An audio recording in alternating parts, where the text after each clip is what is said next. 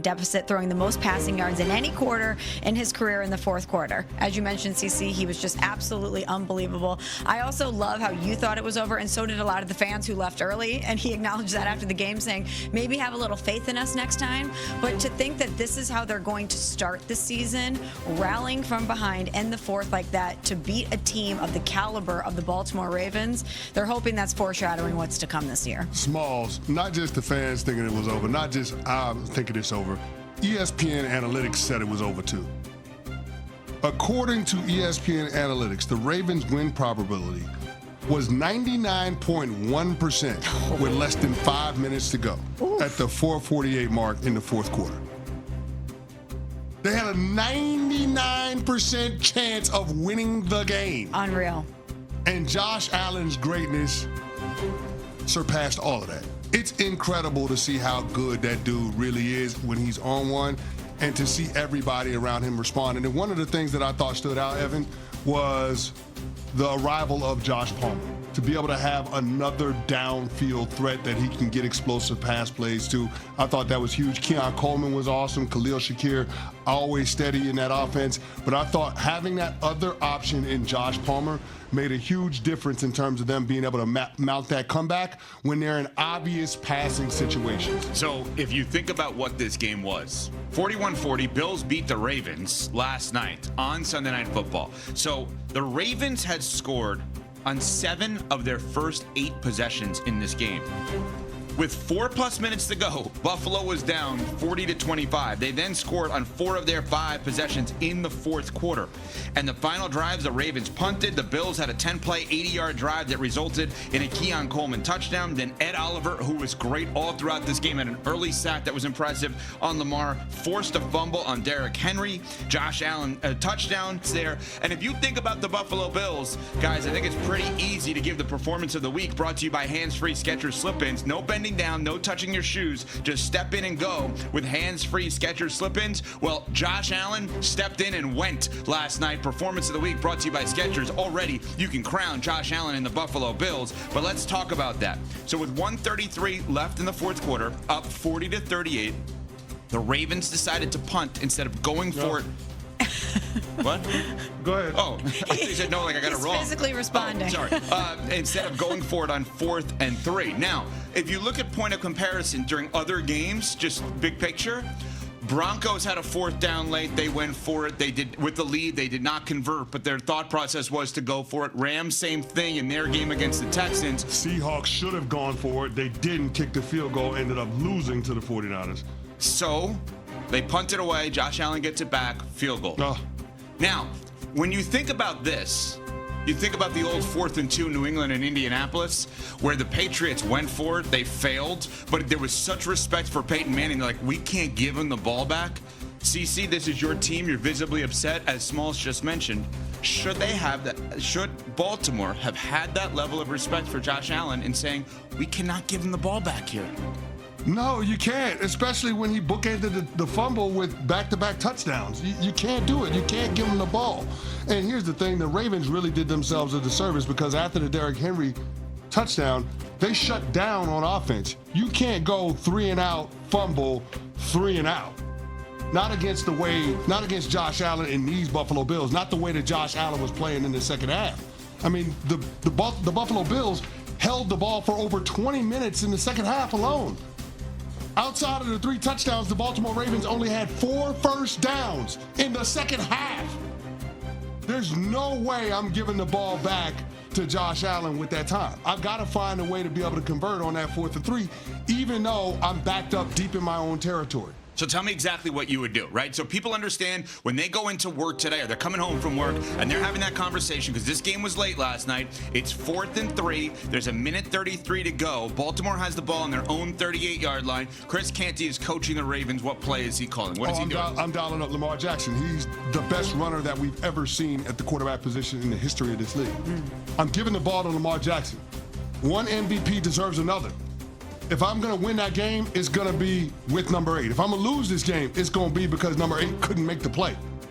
I mean, I'm not putting it on my defense to stop Josh Allen. That's just from a philosophical standpoint doesn't make any sense. You had to win that game. That's not one of those that you can avoid losing. You have to go win the game. And in that instance, John Harbaugh's got to make a different decision. And I get it. Hindsight is going to be 20/20. Sure. But you have to be able to feel the heartbeat of the game if you're the head coach. And I thought Harbs missed the mark just a little bit by deciding to punt the ball back to Josh Allen, just the way that Josh and that Bills offense was rolling in that fourth quarter. Smalls, last week on our show, we discussed whether or not there's a such thing as a big regular season game anymore for Lamar Jackson and Josh Allen. Because of the fact that both of them have done everything in the regular season. Both of them have won MVPs. The only thing left for both of them is winning a Super Bowl. I would argue, tell me if you agree, that because you blew a 15-point lead last night, last night became a big game for Lamar Jackson, retroactively. I don't think it was going in. It's the first game of the season. It's Sunday Night Football. We're all going to talk about it anyway. But relative to big game or not a big game, I actually think playing the results because you blew the lead, we're now going to be thinking about Baltimore differently. Can they beat Buffalo? Can they beat Kansas City? I think it became a big game afterwards. It became a big game to me because it's continuing the narrative or the reasons why I don't have faith in the Baltimore Ravens when it comes to those consequential moments, because they beat themselves. What did we talk about on Friday? When it gets to the playoffs, I have more faith in Josh Allen than I do Lamar Jackson and the Ravens, because Josh Allen's biggest issue and the Bills' biggest issue is that they can't get over the hump when it comes to the Kansas City Chiefs. When I look at the Ravens, yes, that's part of it, but they beat themselves. It's self-inflicted wounds. And CeCe, you mentioned it, the win probability that they had last night. The Ravens have now lost 8 games since 2021, which they had a win probability of at least 90%. They get in their own way. And so to see a huge game last night on the road versus a team that's going to be in the mix against you to get to the Super Bowl, where you have self-inflicted wounds again, that's problematic. So yeah, it's a big game. All-pro safety Kyle Hamilton for the Ravens post-game on what happened late. Brings back memories of us doing this multiple times in the past few years. So I don't want the Ravens to be known as a team that gets up big and blows the lead. So it's not who we are, and we got to prove that to everybody else, because as of right now, that's what we've been doing in these games. So it's up to us to go back and fix that. And I know we have the people in the room, in the building to do it. It's just a matter of getting it done. It's not who we are, yet as Smalls just mentioned, it may be who you are. And now the question becomes, because if you remember last year, we sat here after week 1, Thursday, September 5th, 2024. The Baltimore Ravens went on the road and lost to Kansas City 27-20. On Friday, September 6th, we came on the air and CCU said, in order for the Ravens to get to the Super Bowl, they have to find a circuitous route and not have to go through Kansas City.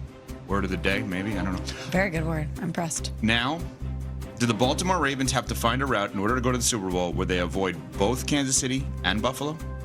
That's unrealistic. You're going to have to play somebody. Now, based on how the Chiefs look on Friday night, I'm not sure they're going to be there, but they're going to have to play somebody in order to earn their way to Super Bowl 60.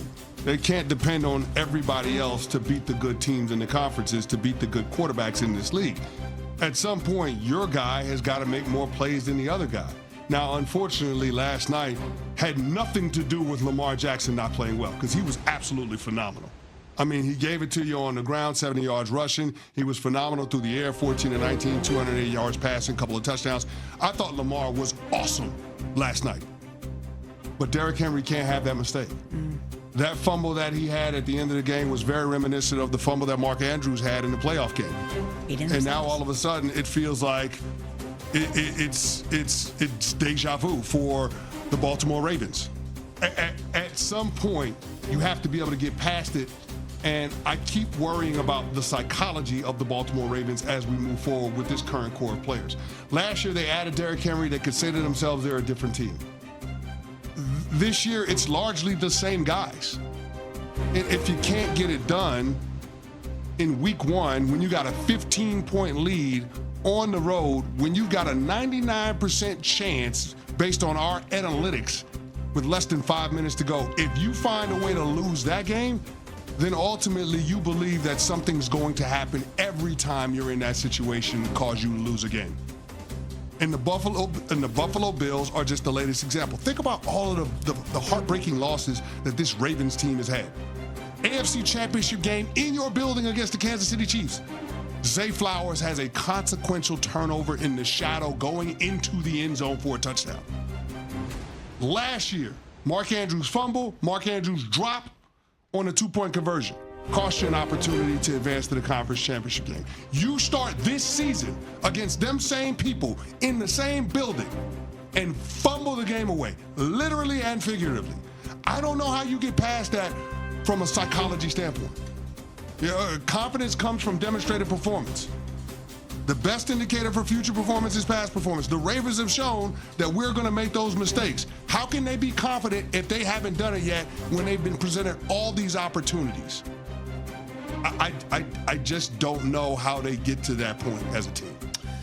All right, coming up, we're going to go through all the other games. We're going to give you one-liners on each of them that you can take with you today, talk to your friends about, use at the water cooler. Do people then actually still go around a water cooler? I feel like everybody just fills up a jug at this point. But anyway, you can use the one-liners today.